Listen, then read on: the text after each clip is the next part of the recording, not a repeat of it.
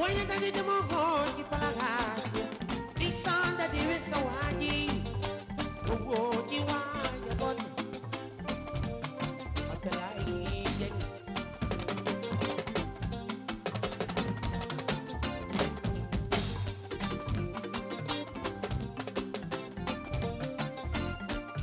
Atalay yen. Nisan guru magenda. Bayu mama doy. Mama dolali noyi. Atalay pokonada.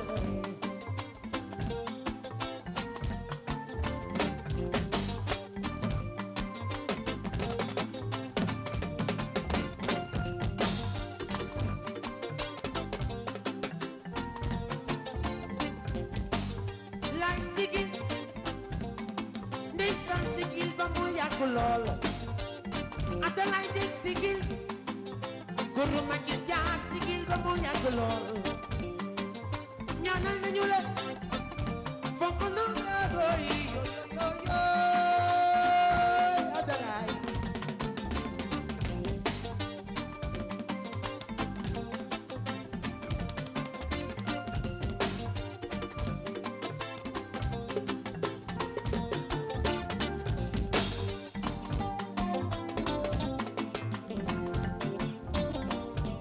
Waaw kon fu ñu jaar baal Yàlla dimbale ñu wooy Cheikh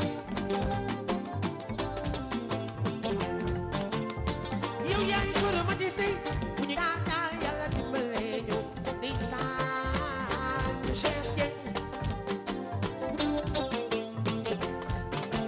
Dieng yaay na fi may sa yaay fu ñu jaar Yàlla dimbale ñu wooy Cheikh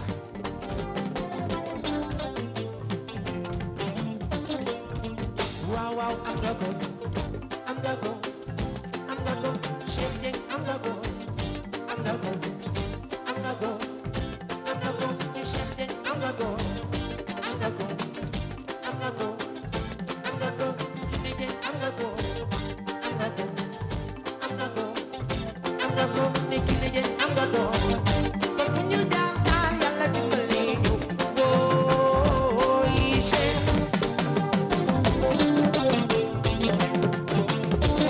góor ma ngi jaar Atalay Dieng daal damay woy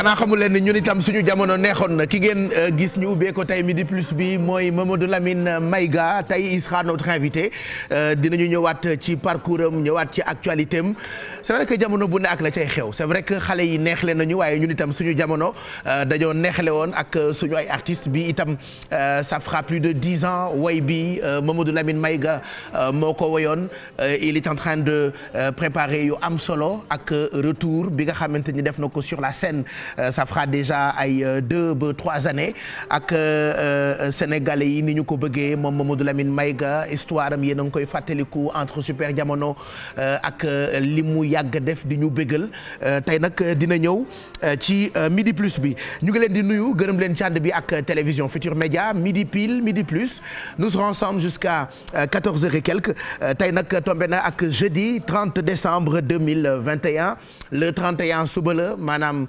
tey ak suba rek moo des pour ñu dugg ci at bu bees 2022 wala déwén c'est dans 2 jours bu ñu duggee nag ci at bu bees incha allah jour de l'an 1er janvier ci la ñu nar a dem def retrouvailles entre sénégalais fas yéene àndandoog Youssou Ndour ak Super Étoile grand bal bi nga xamante ni ñëpp a ngi koy préparé ambiance su jëndum billet moo xam ci point de vente yi wala ci internet bi ak plateforme bi nga xamante ni ubbi nañ ko spécialement pour ñi nga xamante ni ñoo am habitude di def achat en ligne je rappelle que ba léegi am na ay billets yu des pour ñi nga xamante ni ñoo amagul c'est le moment ou jamais vous avez encore wala vous n'avez encore que quelques heures pour jënd seen ay tickets ñi defoon itam seen ay réservations mën ngeen dem récupérer seen ay billets soit ngeen woote ñu livrer leen ko wala ngeen jënd ko ci plateforme bi di grandbalarena.com de toute façon chaque soir ci après journal bi man ak Bijou ñu ngi leen di defal journal du Grand Bal di leen expliquer lépp loo xamante ni mën na leen a intéressé ci ni ngeen mën a def pour fekkee le 1er janvier ca Palais des Sports Dakar Arena bu Diamniadio donc le 1er janvier yàkkamti nañu ko en tout cas enfin ñu ngi bëgg a jeexal 2021 c'est vrai que moom ak 2020 moom dañoo nekk ay at yu xaw doy waar waaye ñu ngi ñaan rek 2022 bi ñu dëgmal bokk ci at yi dàq ci àddina sénégalais yëpp ak fu ngeen mënti nekk de toute façon nous on vous accompagnera pour finir en beauté cette année 2021 et jusqu'au 12 coups de minuit dinañ leen ci gunge ak ay programmes yu exceptionnels allez midi 4 mooy doog a jot laata Mamadou Lamine Maïga di ñu fekk si ci plateau bi comme d'habitude on a préparé beaucoup de sujets pour vous xam nga cocktail bi moom du ma jóg ci di leen ko fàttali muy information ak divertissement entre autres on va revenir ci TER bi train express régional bi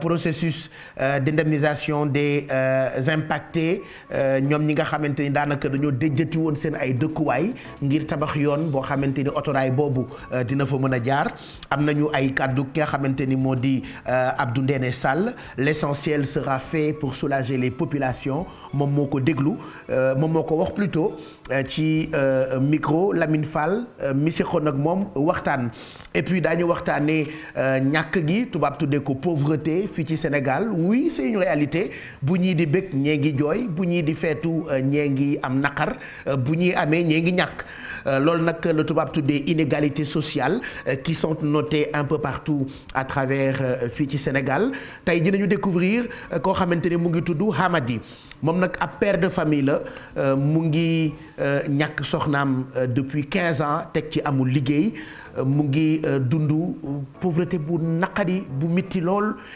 moom nag benn pièce rek ci la dëkk ak jabootam amul ndox amul courant daanaka mën nanoo xëy suba ba ngoon du ñu am lu ñu lekk tey ci suñu tranche de vie ñu leen di faral di proposer ci Midi Plus bi invité wuñ ko mais on a été le voir pour découvrir un peu façon bi nga xamante ni moom lay dundee li nit war a sant yàlla bëri na yenn saa yi nga ne ci mbir suñu borom taxawu la waaye ngay jàmbat yeneen yoo xamante ni boo xoolee ba ca biir mënees nañ koo tuddee futilité tey dinañ leen wanale ak kii nga xame ni daanaka mu ngi dund ay jafe-jafe ak njabootam c'est un exemple parmi tant d'autres yu ñu leen di faral di wan ci télévision Futur Média et puis daañu leen wan Kalom de Ndandé ab teen la boo xamante ni daa am ay pouvoir teen bi pouvoir yi ci ne defe naa ay siècle ngi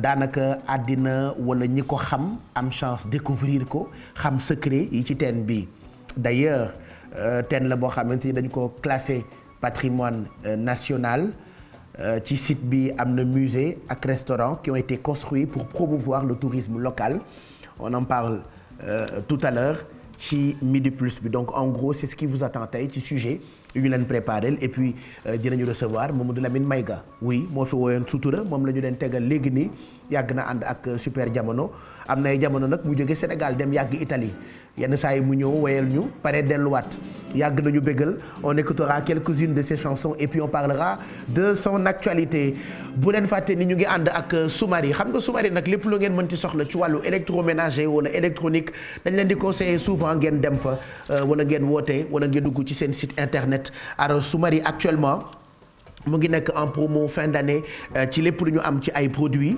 dañu koy prolonger nag fii ba mois de janvier pour chaque produit acheté ci fin d'année bi di ngeen am possibilité dem ak cadeau boo xamante ni Soumari moo ko may ay clientam alors daanaka nouvelle bu neex la pour client yëpp dinañu ubbi showroom bu bees fi nga xamante ni moo di Pikine et puis dinañu fa exposer lépp lu Soumari di jaay moo xam téléphone portable moo xam électroménager bu ngeen mënti soxla machine à laver téléviseur c'est-à-dire duma lim marque téléphone yi mais bu ngeen mënti soxla bu ngeen demee Soumari di ngeen ko am ñu ngi lawal nag par ndànk showroom yi par exemple wax naa ko léegi ñu ngi waaj a ibbi showroom fi nga xamante ni moo di Pikine bu dee da ngeen digital mën ngeen dugg ci site internet bi di www.soumari.com donc allant de l'électronique à l'électroménager en passant par les produits bio tous les clients donc sont invités à l'inauguration lundi 3 janvier 2022 à partir de 13h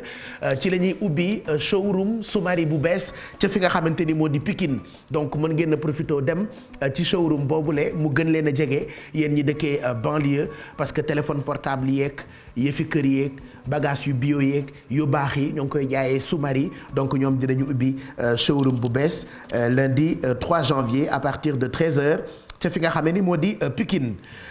ñu ngi gërëm tamit Orange mi nga xamante ni moo leen di accompagner ci grand bal bi ñuy préparer le 1er janvier xam nga Orange moom waxatuma la calpe Orange moo ne rek waaye defe naa ay promo wam jar na 14 milliards yenn saa yi Orange def promo boo xam ne da ngay tiit ba foog ni Orange jaayatul day maye ñàkk jaay beeg maye bi nag moo tax ñu gën a yéegal niveau bi defal leen jeu boo xamante ni ñoo ngi ko tuddee Mega Win chaque mardi ñuy amal tirage permettre ay sénégalais ñu nekk millionnaire mën ngeen gagner chaque jour 100 000 ñu yónnee leen ko ci seen calpe Orange Money wala ngeen gagner chaque semaine mardi ci midi plus 1 million.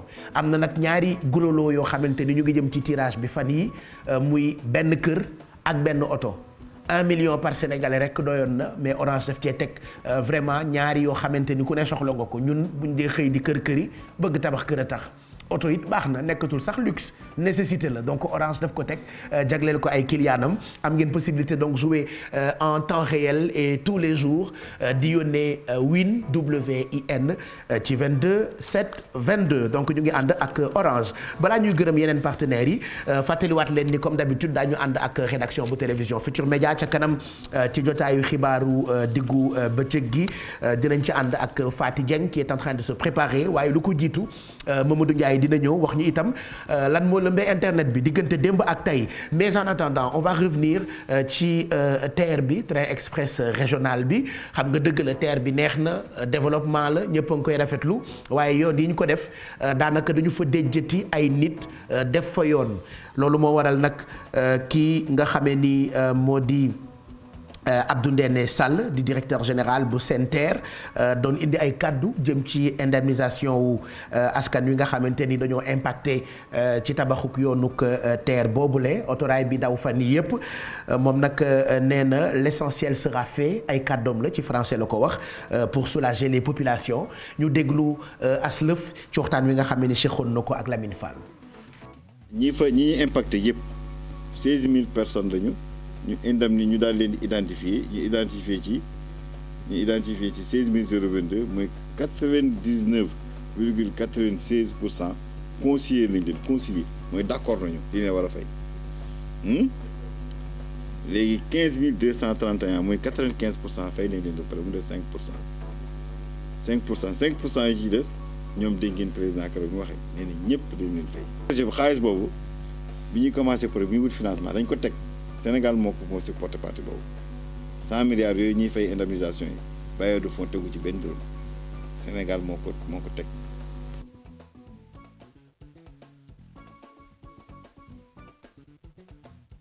ci processus su indemnisation wu impacté yu tabaxuk train express régional bi mu doon indi ay leeral ci indemnisation yooyu le ci micro ki nga xamante ni moo di Lamine Fall moom nag wax na ko nee na l'essentiel sera fait pour soulager les populations.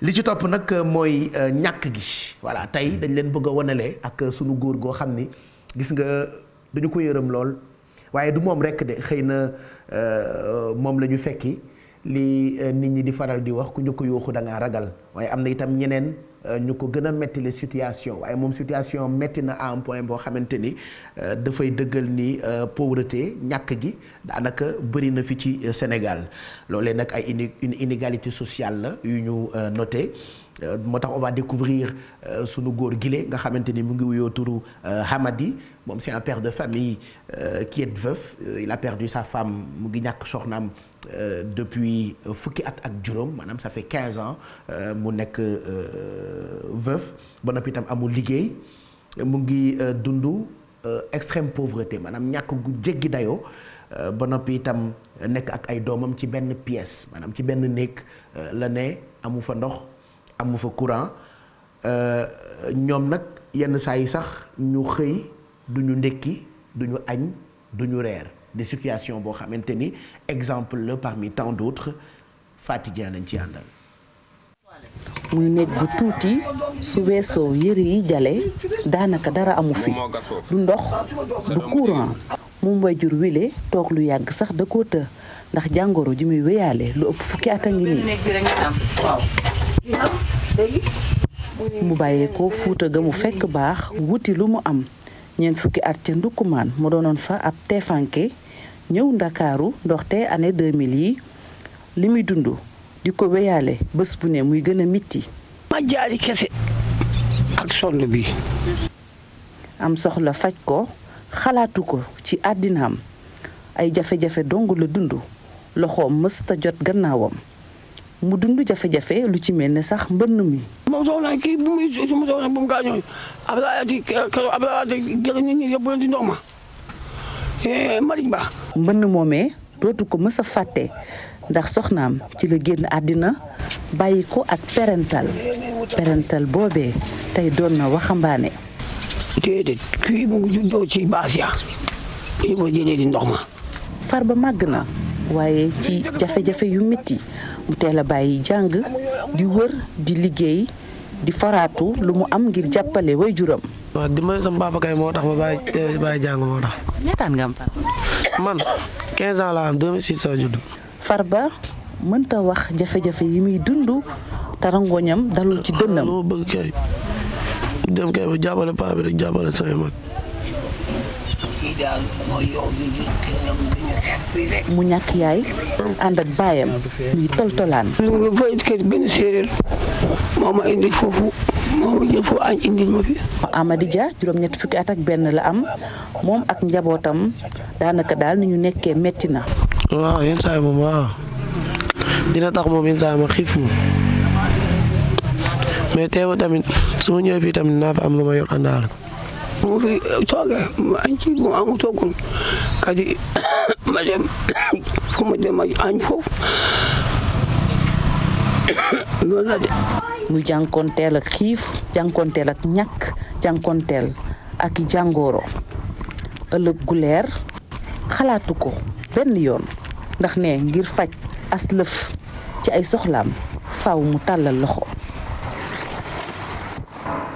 voilà mu ngoog sunu góor googule ñu ngi gërëm Faty Dieng mi ko seeti woon moom fu mu dégg jàmbaar lu dëkk ba sori yoon wi xat du ko teree dem day xuus di fekki jàmbaari jigéen yeeg jàmbaari góor yi moom nag ab jàmbaar la ndax fukki at ak juróom mu ñàkk ko soxnaam ba noppi itam ñàkk lool amut doole poos boole kook feebar mook njabootam yëpp ci benn pièce bi exemple la parmi tant d'autres am na ñeneen ñoo xamante ni peut-être amuñu chance su Faty Dieng seeti leen fa ñu ne waaye ñu ngi dund ñàkk goo xamante ni jégg na dayoo li ñenn ñi naan ku njëkk a yuuxu da ngaa ragal waaye moom situation bi daanaka dafa doon extrême pauvreté c'est des inégalités sociales yoo xamante ni dañu ko seetlu fii ci Sénégal soit ñi dañuy am lool ña ca des ñàkk lool wala sama classe gi xaw a yemamaay lool ñëpp yaakaar leen ñu demoon nag seeti ko muy wuyoo turu Hamadi d'ailleurs pendant que reportage bi di jàll Mamadou Ndiaye mu ngi may xamal ni y a même beaucoup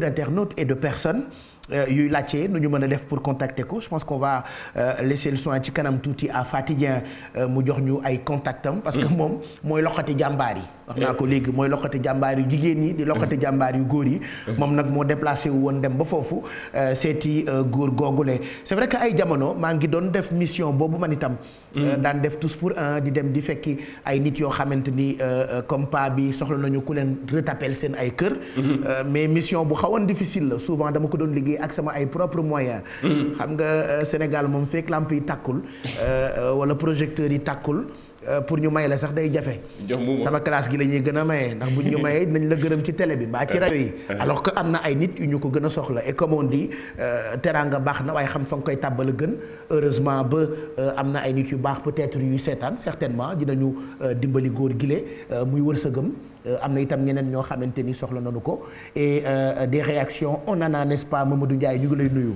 maa ngi lay fay El Hadj ni nga wax ci reportage bu am solo bi nga xam ni Faty Dieng def na ko mais surtout surtout tax na ba ñu bari diggante démb ak tey via ñu jaar ci réseaux sociaux yi ñenn ñi directement la ñuy envoyé demandé ñu contact góor gi xam naa ci kanam Fati dina ñëw joxe contactam mais surtout aussi gis naa ni internautes yi déjà am nañu commencé jóg mobiliser comme ni ñu koy baaxoo di defee saa su ne ci genre situation yu ni mel lancé ay cagnotte am na ci ñoo xamante ni déjà moom ñi ngi demandé ñii di contactam pour mën a dimbali ko directement ñenn ñi taxaw nañu ngir doomam bu amee yenn compétence yi mën ko jàppale ci liggéey ndaxte lii tamit comme ni nga ko waxee rek lu am solo la kii rek la ñu wone waaye am na ci ñeneen ñi nga xamante ni ñi ngi dund lu gën a doy waar waaye ñenn ñi tamit grâce ak médias yi mais surtout aussi réseaux sociaux yeeg internet surtout réseaux sociaux saa su ne baaxoo nañu di génne dénicher genre situation ñuy dund situation yu ni mel nekk na loo xamante ne lu am solo la en tout cas El Hadj gis naa ni ci kanam xam naa Faty Dieng dina ñëw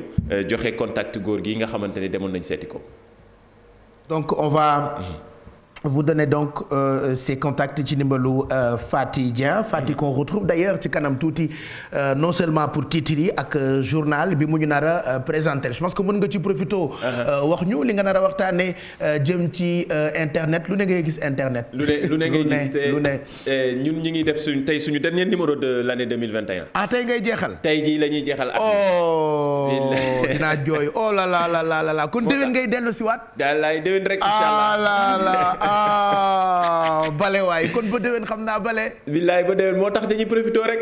c'est triste souhaiter suñu téléspectateurs yi mbokk internautes yi nga xam ne baaxoon nañ at mi yëpp duñ ñu suivre. ndeysaan. bonne heureuse année vidéo baa ngi noonu. À toutes et à tous, à toutes et à, je vous souhaite à toutes et à tous. On dirait du latin sans connu. Je vous souhaite à toutes et à tous, à tous et à tous. Je vous souhaite à tous des tous, à tout.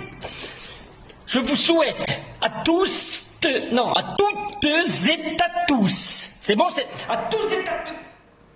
Voilà. C'est l'émotion. C'était l'émotion, ok. À tout et à tous. Bon, ben, année prochaine, tu vas revenir, mais tey quand même, on te retrouve pour la dernière de li xew biir Internet. On parlera entre autres de ce qui a marqué les internautes en 2021.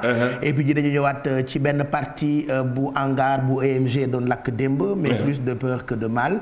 Et puis di nga joxe itam astuce balaa ñuy tàggatoo ak yow. Voilà, dinañ waxtaanee noonu ak ñi nga xamante ne atum 2021 bi ñàkk nañ leen malheureusement muy ay personnalités ñu xamoon lool fesoon lool ci Sénégal am na ci ñenn ñoo xamante ni internet yi déjà envoyé nañ ñuy ñenn ñi nga xam ne ñoo leen marqué ci atum 2021 bi ak ñi ñu ñàkk mais dinañ waxtaanee hangar bi comme ni nga ko waxee ak surtout astuce bi nga xamante ni saa su ne internet yi dañu koy laaj lan mooy solos VPN ci kanam dinañ ci ñëw ak astuce bi lan moo tax ngeen war a mën a am VPN seen téléphone lu am solo la waaye leneen li mooy Aïssatou Diop Fall El Hadj.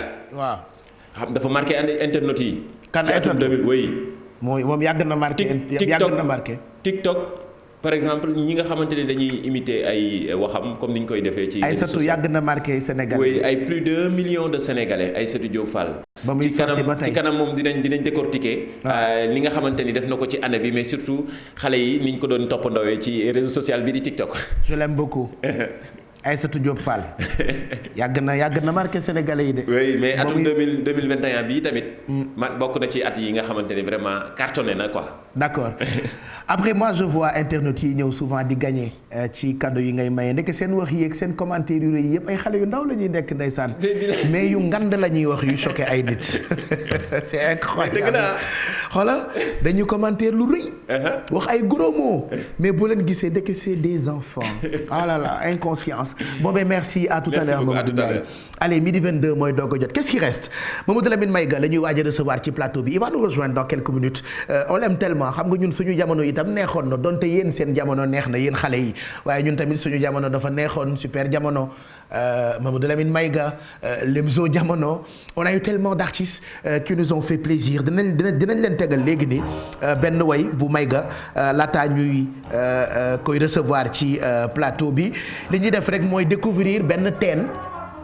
merci Abou bi ma la ne yaay réalisateur de l'année ba tey da nga cókkal voilà garde-moi cette chanson on va mettre ça tout à l'heure mais dama bëggoon proposer leen benn visite guidée ci ab teen boo xamee ni dafa bëri mbóot teen bi nag ca Kalom Ndande dëkk ba sax bindaluñ ma ko waaye yàlla baax na en tout cas ab teen la boo xamee ni daa bëri pouvoir mystique yàgg na ndax mu ngi am ay siècle bi mu existé ak léegi teen la boo xamante ni dañu ko classé patrimoine national ca fa mu nekk nag am na musée ak restaurant boo xamante ni dañu ko fa tabax ngir promouvoir tourisme local.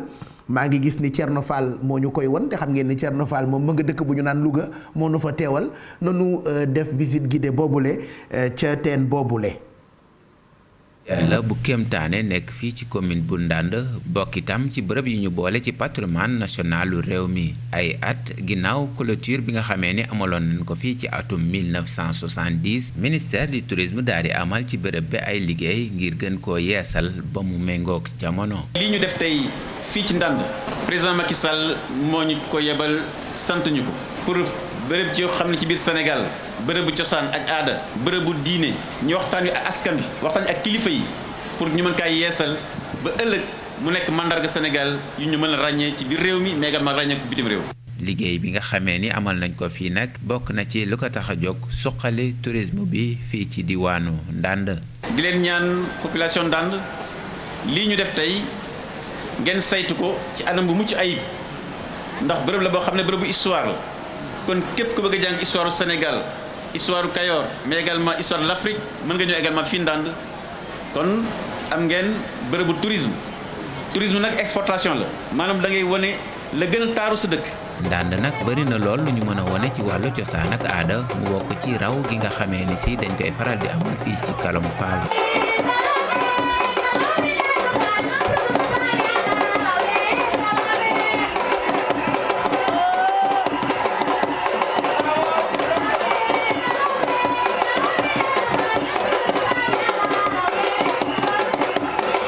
ginnaaw liggéey yi nga xamee ni si amal nañ ko ci teenu Kalom Alioune Sarr daal di daloo monument bi nga xamee ni rek tabax nañ ko fii ci Ndande ngir mandargaal Malaw di fasu Lat Joor nga xamee ni fii ci Ndande la daanoo.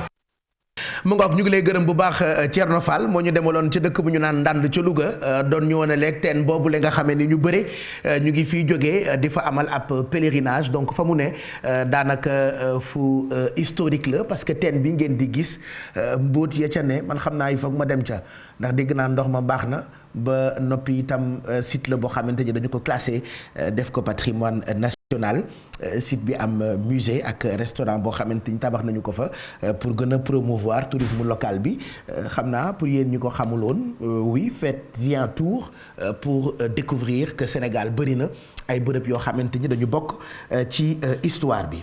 midi 26 mooy doog a jot Mamadou Lamine Maïga dans quelques minutes ci plateau bi alors ñu ngi ànd itam ak Jouer ça joue Dakar magasin la boo xamante ni ñoo ngi ko ibbi biir Kids Palace c'est le moment ou jamais même si ñu bëri jàpp nañu ni Noël passé na mais quand même ba léegi mën ngeen bégal seen ay doom bu ngeen demee biir Kids Palace am na magasin boo xamante ni mu ngi tudd Jouer ça joue Dakar plus de 3000 références de jouets et jeux de qualité et de grandes marques chez Jouer ça joue Dakar. mu ngi nekk foofu biir Kids Palace xam nga Kids Palace nag centre commercial la daanaka bu gën a mag c'est l'un des plus grands centres commerciaux de Dakar pour le bonheur des familles sénégalaises démb rek maa ngi gis ku naan daa bëgg chambre à coucher man nag digal naa ko mu dem fi nga xamante ni moo di Kids Palace ndax am na ay chambre pour enfants am na chambre à coucher am na vraiment ay bagages yoo xamante ni du rek ay jouets lay jaay moo tax ci biir centre commercial bi ñuy bi fa magasin boo xamante ni da ngeen di mën a dem jëndi ay jouets ak lu seen poche mën ci toll même 2000 francs bu ngeen ko amee mën ngeen am jouet parce que jamono neexul alors adresse bi ma fàttaliwaat leen ko Kids Palace mu ngi nekk zone de captage côté EMG Universal mooy fi ñuy jaayee oto yi mën ngeen leen woo ci 76 223 34 37 wala 33 825 85 84 pour internaute bi nga xamante ni may nañu ko tee bii di Chine Lady pour mu jeex mën a am taille bu rafet moom mën na ko ñëw récupérer fii ci buntu télévision Futur Média parce que depuis lors mu ngi ñuy bind je rappelle que Chine Lady tee la boo xamante ni baax na surtout pour jigéen ñi nga xamante ni mën nañu bëgg nañu maintenir seen taille yenn saa yi nga xaw a mel ni man li sama xarit bu bon bi naan ma keroog xanaa sa biir bi lekkete ci ne loolu garaawul mais bu dee bëgg ngeen yore taille fine bi mën ngeen woote ci 76 442 44 44 wala 75 636 33 33 donc ñu ngi gërëm équipe yu Chine Lady ci seen cadeau yi ñu may pour ñu may ko ay téléspectateurs yu jigéen voilà téléspectatrices bu dee dañoo bëgg a maintenir seen taille fine. Allez 11h28 laata Mamadou Lamine Maïga di ñu fekk si j'aimerais vous proposer benn vidéo boo xamante ni yàgg na yàggul à l'époque j'étais sur 2STV je me rappelle bi ñu tourné clip bi fekkoon na may def émission bu tudd Star en ligne ay xale ngeen peut-être du ngeen ko fekkee mais bon ça fera genre 8 ans 10 ans peut-être bi ñu paree émission bi vers les coups de 1h du matin ñu def benn mobilisation exceptionnelle ci biir studio yi foofu il y avait Boubacar Ba notre papa qui devait réaliser cette vidéo Mamadou Bal je me rappelle donc ñun ñëpp dañ doon seetaan Maïga parce que xalaatuñu woon ni àdduna dina yàgg ba ñu taxaw ak Mamadou Lamine Maïga cette vidéo là on va la mettre Ndeye Gueye mu ngi ci nekk xale booba temps yi xew ci vidéo léegi xewul woon c'était tellement exceptionnel façon bi nga xamante ni dañ ko réaliser clip bi incrusté ko bi clip bi génnee on avait que 2 télé RTS ak 2STV et c'est une chanson qui passait en boucle boo ko dégloo sa yaram dafay daw parce que Maïga yàgg na bégal sénégalais yi combien de générations ñoo fekk ci Mamadou Lamine Maïga mu dellu si waat pour bégal sénégalais yi am ci projet bu mag boo xamante ni Maïga mu ngi ci on va en parler dans quelques minutes ci Midi Plus bi mais en attendant regardez cette vidéo moi personnellement ça me rappelle beaucoup de souvenirs.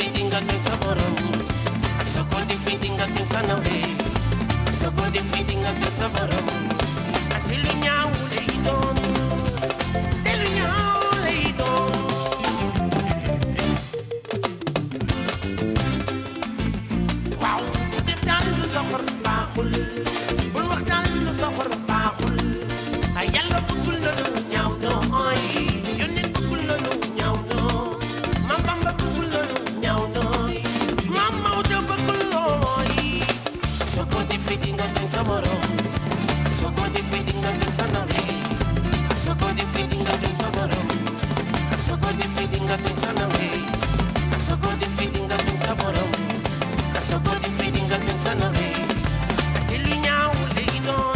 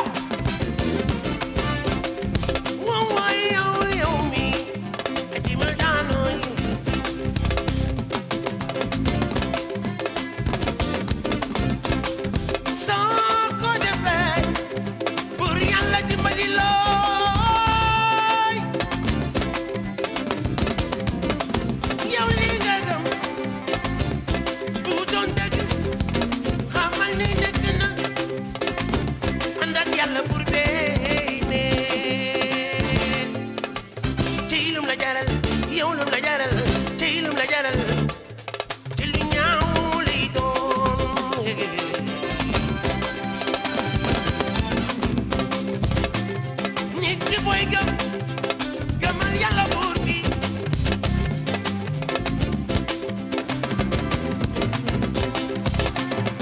sant naa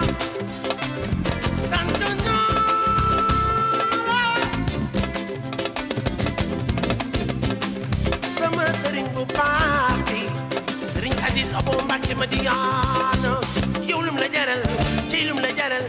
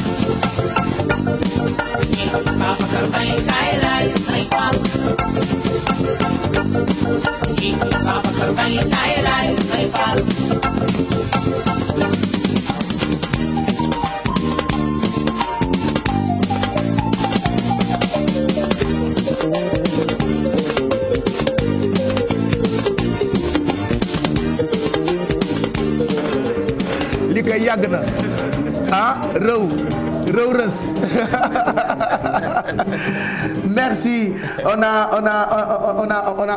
regardé plusieurs ñaar ba ñetti ci ay way yu Mamadou Lamine Maïga yàgg nañu bégal tey nag mu ñëw seet si ñu ci Midi Plus bi daañu waxtaan ak moom ci projet yeeg album bi exclusivité bi itam di ngeen ko am tey ci Midi Plus bi c'est vrai que boo dégloo wayu rétro yi parce que bii day dugg carrément rétro des fois da nga naan xale yi woyatuñu quoi des fois da nga naan musique neexatul quoi bon après jamono bu ne ak la cay xew mais ñun suñu jamono en tout cas ñii ñooñu yàgg a bégal et heureusement ba léegi ñu ngi mën di cartonner nekk ay bête de scène bi may préparer émission bi maa ngi gis benn spectacle boo xamante ni yaa ngi ko defoon su ma juumul Hollande ou quelque chose comme ça mais toujours Maïga bu ne der ñëpp kontaan super jamono ba tey merci en tout cas d'être là ñu ngi bëgg ci sa teewaay ci Midi Plus bi defe naa balaa ñuy tàmbali waxtaan bi j'aimerais juste en profiter très rapidement dem ci beneen plateau bi fekk fa Faty Dieng bu ko defee mu jox ñu li mu nar a développé bu ca kanamee bu benn waxtu jotee maam Faty ñu ngi lay nuyu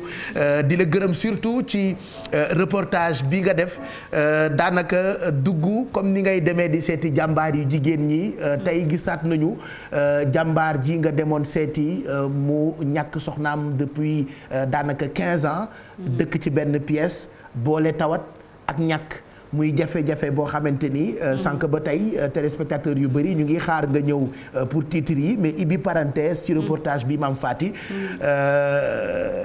yow nag yaag médecin yee yam da ngeen di opérer te du ngeen jaaxle parce que yii c'est des images yoo xamante ni ku ko gis da ngay am tristesse et sañ na ma ni yow mii seeti woon góor gile amoon nga njàqare bi nga duggee ci bërëbam bi li nga xamee ni franchement ñu bëri je reste convaincu que bëgg nañ ko dimbali maam Faty. Pape Cheikh ginnaaw bi ma la fayee nuyu téléspectateurs yi ñuy seetaan amaat mbégte ci gise bi ak jàkkaarloo bi effectivement démb quand même suñu xol tooy na parce que doxantu nañu ci génnuñu sax capitale bu Sénégal dem fu ñu naan Pikine ñetti mbaar fekki fa suñu wayjur muy góor gi Hamady Dia Pape Cheikh muy jànkonteel ak jafe-jafe xam nga toltolaan xiif te mënoo lekk ba suur am soxla mënoo ko faj feebar mënoo faju muy lu métti loo xam ne moom la góor gi di dund ak Farba di doomam jooju toog dend ak moom Pape Cheikh lu ëpp fukki at ak juróom mu ñàkk soxnaam di dund ci ay jafe-jafe muy loo xam ne quand même lu ñu touché la loolu rek di firnde ne lu jëm ci ñu naan cas sociaux yi ñu seen ndox jotul seen gannaaw Pape Cheikh mun nañ sax wax baatu ndóol lu am la ci réew mi te itam li ko firndeel mooy li nga xam ne moom la ñu seetaan Pape Cheikh ñuy jaajëfal également ñëpp gis nañ élan de solidarité bi bàyyeekoo fu nekk ñuy am yaakaar rek ne yàlla nañ ci trouver solution boo xam ne dina nekk solution bu leen di gënal et puis sànq pardon dégg naa la nga di ko wax du ci góor gi rek Sénégal bëri na fi ñuy dund lu mel nii Pape Cheikh. mu ngoog en tout cas man je lui promets benn spécial tous pour un. dem peut-être retapé waat defaraatal ko. c'est vrai que jot naa léegi yóbbante bu jógee ci Dabakh construction xam nga ñoom ñoo ma daan jàppale. bu ma dee dem di jàppale waat famille yi di tabaxaat seen kër et tout ça. donc dinañ ko defaral spécial tous pour un. et puis du yow rek c'est vrai que ce reportage la ñu gis démb gisaat ko tey ba ci Pape Djibril Fall demoon na seeti. jigéen ñi nekk ci kaso Liberté 6 bi. jigéen ñooñu itam dañu mérité ku leen jàppale. ay jooyu Pape Djibril Fall nag dama leen koy nëbb. ndax démb daanaka après midi bi yëpp da ko yendoo jooy ndax visite boobu li nga xamee ni dem na defi ko. passer toute une journée foofee ca prison jigéen ñi. il dit elle demande après nous pour ñu dimbali leen.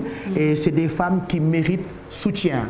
c'est vrai que fii ci télévision Futur Média ay nit yu mel ni Mami Diop Linguère at bu jot mu ngi dem di seeti jigéen yooyu nekk ci kaso bi. j'ai vu que hier Baxaw bu Dabrens organiser na leen collecte toute la journée mu yendu ak ñoom. Pape Djibril Fall itam jël temps wam bàyyi lépp dem yendu ak jigéen ñooñu.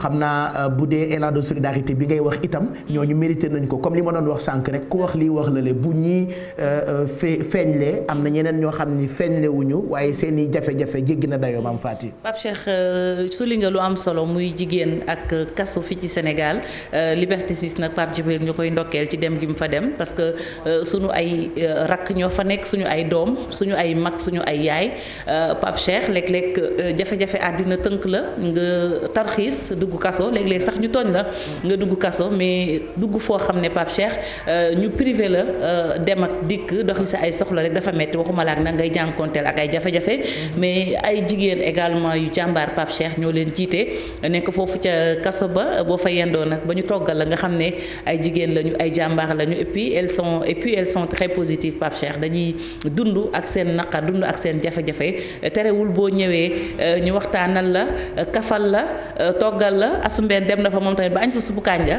asumbeen cubb dem na ba añ fa suppu kànja bu neex macha allah asubaal ma maa ngi lay yoole mais foofu Pape Cheikh muy bërëb bu ñu war a dem di leen waxtaanal di kaf ak ñoom di reetaan ak ñoom parce que tuuti nañu ci atte leen am na yoon moo fi nekk di atte te itam ni ma ko waxee sànq léeg-léeg nga tarxiis def erreur dugg fa waaye léeg-léeg sax ñu tooñ la lu ci mën a am nag yan beew bu ñu leen teg yàlla na yan bi woyof ci ñoom ba ñu génnaat delluwaat ci seen njaboot Pape. en tout cas ci 2022 bi comme mbir yi nii la demee bi ñuy jeexal 2021 dinañu mobiliser wu que muy man que muy yow que muy Pape Djibril Fall que muy ñi fi ne def mobilisation pour def ay levée de fonds histoire d'aider lu ñu mën ñi nga xamante ni soxla nañu ko en tout cas c'est une parenthèse ci wàllu société li ko waral nag mooy reportage bi nga ñu baaxee diggante démb ak tey et que mu daw yaramu sénégalais yépp bu loolu weesoo lu mënta ñàkk faaw mu am bu ñu demee ba benn waxtu di nga ñu présenter journal wolof bi lan nga fas yéene développé. bokk na ci Pape Cheikh benn actualité pour Dagné ak la fa xewoon jëm ci wàllu waaso boddantikoo la fa li ko waraloon nag mooy soxna soos nga xam ne dafa génnoon àddina ñu ne duñ ko denc ca sëg ya ndax maanaam géwël la loolu nag indi na coow ba askanu pour Dagné sax ñu ngi doon janoog taskatu xibaar yi ba ñu jugee ci taskatu ci janoo ba la ñu xam ne rek nee ñu dinañu fa taxawal cimetière boo xam ne sëg yu ñëpp di bokk nee ñu nag droit de l'homme yi daal dinañ leen yóbbu fa mbaxana doone benn ndax lañ leen waxal lenn la amut lu ci mën a am daan ci dellusiwaat ci biir xibaar yi dellusiwaat itam ci kàddu yu docteur Pape Moussa Thior moom nag lu jëm ci ñetteelu dose àndu ca dafa gis rek ne daal ministère de la santé loolee du xalaat boo xam ne xalaat la bi gën te itam ne liggéey bi du yomb ci ñoom ngir ñu wax ak askan wi ba ñu nangu ñetteelu dose ndax am na ñoo ñoo xam ne benn dose sax jëluñu ko waxuma la ak àgg ci ñaar wala ñett mu nekkoon ganu Infos Matin loolu itam daañ ci toftal yeneen ponk boole ca tàggat yaram boole waaye te itam li ci yéenekaay yi Pape Cheikh ci kanam tuuti ñu dellusiwaat daal di gën a faram fàcce. mu ngoog ñu bàyyi la nga dem defaraat sa tagal parce que dafa xaw a weng.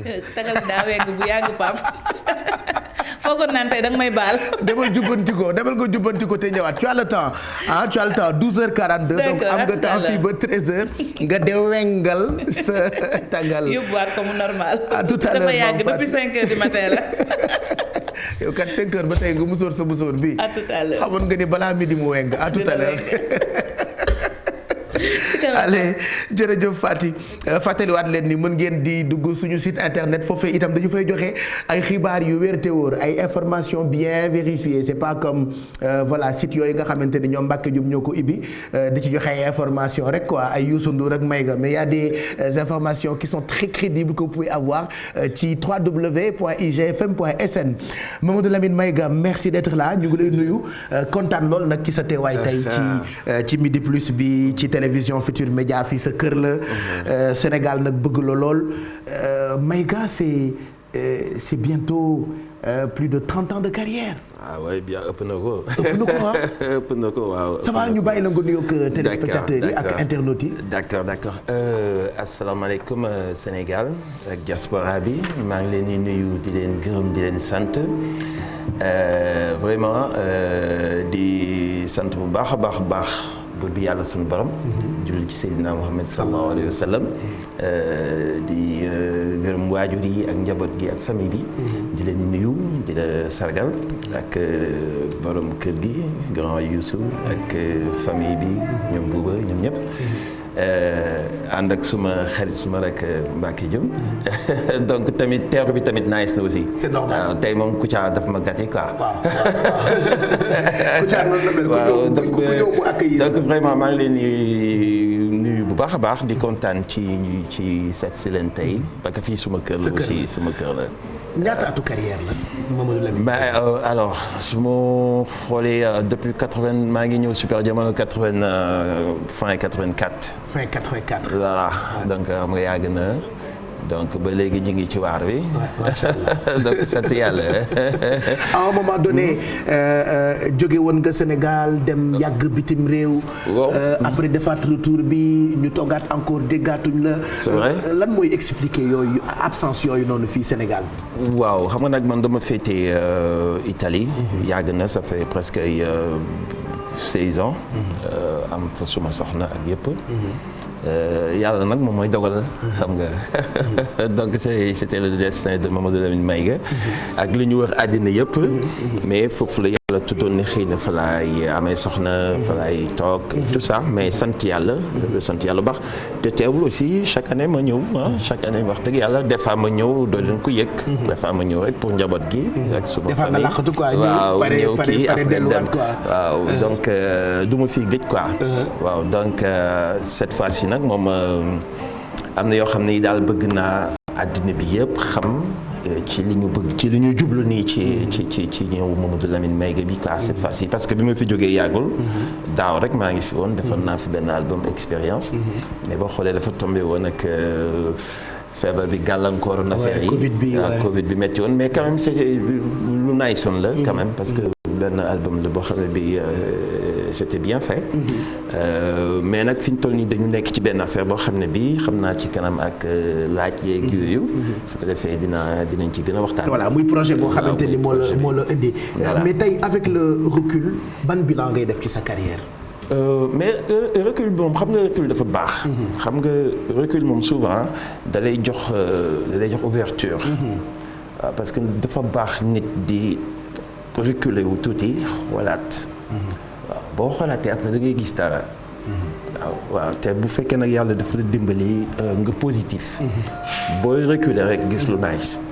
waaw loolu moom mooy waral souvent des fois tekk bi. xam nga pour mieux sauter. li tubaab naan waa reculer pour mieux sauter voilà donc alhamdulilah macha allah. yooyu may nañu tey ay possibilités yoo xam ne macha allah.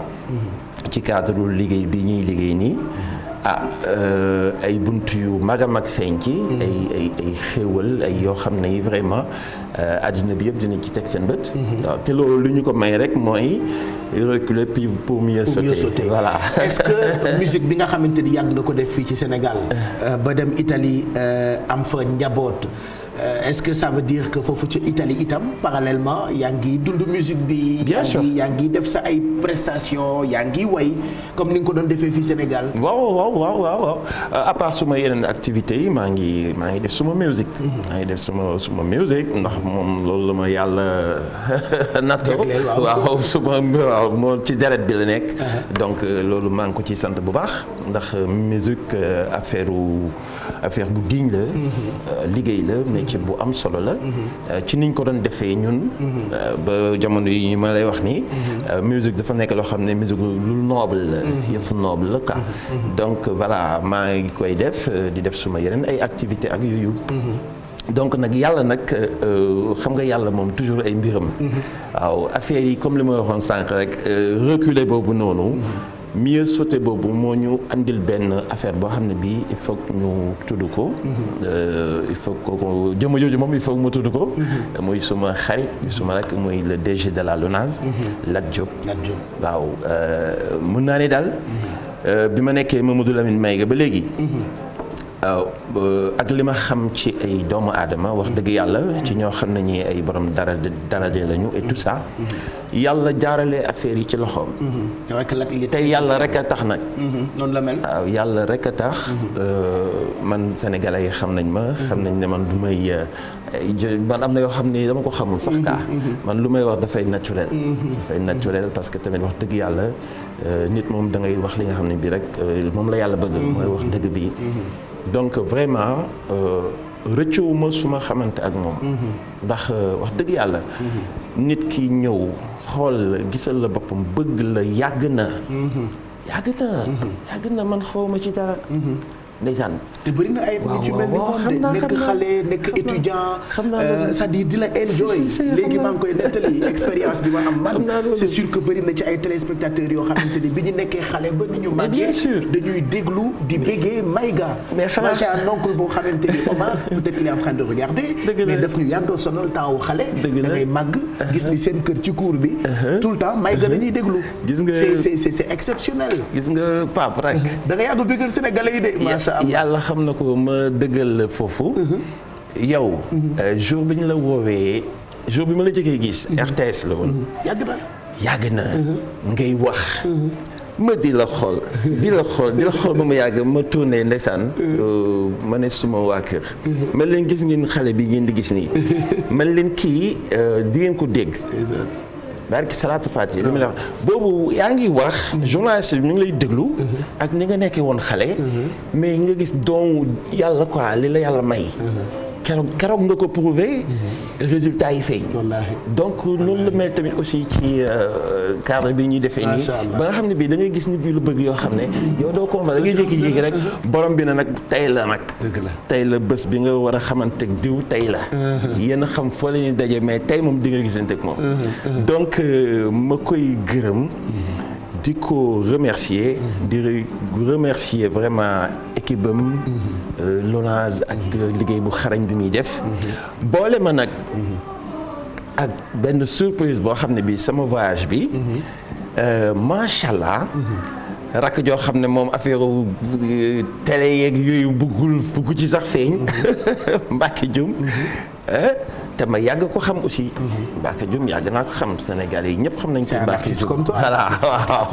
comprendre nga donc yàlla def ñu nekk ci liggéey boo xam ne bii yàlla ak Lat moo tax tey jii nii te rëccuwuma ko rëccuwuma ko te maa ngi ci sant yàlla bu baax a baax ci projet bi nga xam ne bii ci lañu nekk ak ñoom ak Mbacké donc vraiment loolu mënuma koon ñàkk ba ñu wax Lat Diop rakk ju baax maa ngi lay nuyu di la gërëm di la sant yàlla na la yàlla buur bi fay ci barke Maam Borom Tuubaa waaw loolu di leen ko vraiment waaw loolu ma ñaanal sama rakk léegi li ñuy waxtaanee mooy album bi c'est-à-dire projet boo xamante ni moo la indi Sénégal. Bien sûr. Exclusivité bi dinañu ko am dans quelques instants. ci télévision Futur Média. Lat Diop mi ngay gërëm nag noonu la mel Géejawaay. maa la ko wax. day dimbali ay nit yu ko xamul. boo demee Lonase koo taseel lim lay wax mooy. bi Lat Diop ñëwee. ci la xel yi dal. donc yaa ngi waxtaan ak koo xam ni. dafa mën a confirmer li ngay wax. li mag ñi naan bu waat jotee woo. donc boo ma nettalee nii la président Lat Diop di dimbali man dama koy confirmer. Je te jure. parce que daf ko def ci famille yi. daf ko def ci social. daf ko def itam biir Lonase. moo tax tey bu ay jongante politique amee. nit ñi du ñu xool sax programme. waaw maa xam jikko moom daf leen di doy. mais loolu ba dañuy ànd ak moom barki dem rek dem nañu seeti ko Géejawaay donc Lat Diop ñu ngi koy gërëm. et di ñaan yàlla yàggal taxawaayam. yàlla boole la aussi ak Mbacké Dioum. mu nekk Sénégal. waaw muy Viviane. muy Youssou Ndour. nga dem États-Unis star yu mag ya fa nekk. maa la ko wax kenn rek laa ci jël exemple muy Akon. ñoom ñëpp am yaakaar ci moom. te xam nga yaakaar dafa xaw a doy waar. nit di am du am yaakaar. ci ku mu yaakaaru. dëgg la pour nga yaakaar ci nit il faut mu amal la njëriñ. donc njëriñ li mu amal ay star américaine. amal ko icône yi gën a mag fii ci Afrique. defe naa c'est une chance pour toi. ba ngeen di def collaboration boo xamante ni moo jur. album. mais comment est né projet bi ñuy bëgg a waxtaanee naka la projet bi juddoo Italie nga toog rek jékki-jékki ne bon cette année da ngay delluwaat Sénégal pour béggalaat sa ay fans naka la projet bi juddoo. balaa ñu jël pause. waaw balaa ma doon ñibbi suma voyage ba lay passé. mooy bi ma defee expérience bi noonu ba dellu. ma waxtaan ak rakk. suma rakk Lat. pour ñu programmer woon benn affaire ci moment yi nii quoi. boobu xaw ma woon sax ndeysaan li nga xam ne moom la yàlla décidé woon moom xam nga yàlla moom da lay bàyyi nga kii moom fekk décidé na waaw ci côté booru fin bi nag ndeysaan la ma tuddal jëmm ji di Mbacké Diop Mbacké Diop ci États-Unis waaw Mbacké Serigne Touba Mbacké moo woyoon sama yaay nag ma baal est-ce que vous vous rappelez de ça bon vous êtes des enfants peut-être Aboulaye mais ñun amoon nañ fi benn grand à l'époque mais daa bàyyi les grands bi quoi c'est l'un des premiers rappeurs du Sénégal. voilà donc wax dëgg yàlla affaire bi ma dégloo waxtaan bi mu neex ma trop waaw yàgg naa nag ñëw di def ay liggéey yoo xam ne dama koy def ak yeneen musiciens ku mel ni Papis Konaté di sama doomu ndey maestro la di sama xarit waaw yàlla dogal nag cette fois-ci xam nga musique moom moo mel noonu waaw comme ni ñu koy waxee dans la musique y a pas de sentiment loolu dafa bokk ci charte musique donc mën nga liggéey ak ku la neex mais du tee xarit ba ne fa du tee ngor ga ne fa du tee jàmm ji ne fa yéenante lu baax ba ne fa yàlla nag cette fois-ci li nga xam ne bi moom la rakk ji bëggoon yàlla maa ngi ko ci sant bu baax a baax parce que sincèrement maa ngi def ak Mbacké Dioum loo xam ne pour la première fois sincèrement bi ma commencé def suma ay yenn affaire bu ma musaan ñëw Sénégal c'est la première fois projet bu rëy nii waaw xëy na duñu mën a wax sax lépp waaw sincèrement duñu mën a wax lépp parce que pare guñu parce que ci cadre liggéey bi boo xoolee depuis le 7 novembre ba léegi ñu ngi studio di liggéey waaw ñun noonu lañu mën noonu lay liggéey moo tax Mbacké sonal nit ñi Mbacké mii noonu lay liggéey. sonal nit ñi booy Mayga ñëw na booy Mayga li muy waaj a génne. booy Mayga. mais yooyu mujj na ko mais Mbacké man tamit damay def leneen lu dul Mayga quoi mais booy il faut nga jël Mayga mais booy Mayga mu ngi Sénégal mais booy Mayga génne na affaire bu tàng. te un homme comme Mbacké bu waxee loolu. non parce que dafa xam ba pare am xam-xam ci liggéey bi mu nekk ci deret bi. waaw sincèrement donc projet bi daal projet la boo xam ne bii sénégalais yi bu neexee yàlla dinañ ci bëgg. incha allah ci kàttanu yàlla dinañ ci bëgg parce que vraiment du affaire bu ndaw. et ba pare mu nekk affaire bu mat sëkk quoi. waaw du affaire loo xam ne lii fii dañu fi ñu koy mottalee. kon defantu woo quoi. waaw comprendre nga c'est-à-dire benn business la benn projet la boo xam ne vraiment. lu mat sëkk la quoi. waaw lu ci waxtam jot rek. ci kàttanu yàlla. dañuy jóg rek def ko. nu mu gën a rafetee. bëri na daal projet yi bëri na joué yi ñu ngi ci concert yi ñu ngi ci wër àddina bi ñu ngi ci tax groupe beeg lépp a ngi ci biir mais tey xam naa ne pour ñu wax fi yooyu yëpp dafay kii mais daal di la xamal ni rek vraiment Mbacké Diop moom liggéeykat macha allah projet bi nag il faut ñu wax ci parce que exclusivité bi dama koy waaje woon téléspectateurs yi mais balay boobu on va vous proposer une page de pub juste après journal wolof bi ak Fatidia et puis après ñu àggali waxtaan bi ak Mamadou Lamine Maïga je vois même beaucoup de réactions de vos parts vous internautes yi ñuy seetaan ak hashtag bi di Midi Plus yëpp dinañ ko jébbal Mamadou Lamine Maïga qui prend sa pause tey ci télévision Futur Média. À tout de suite.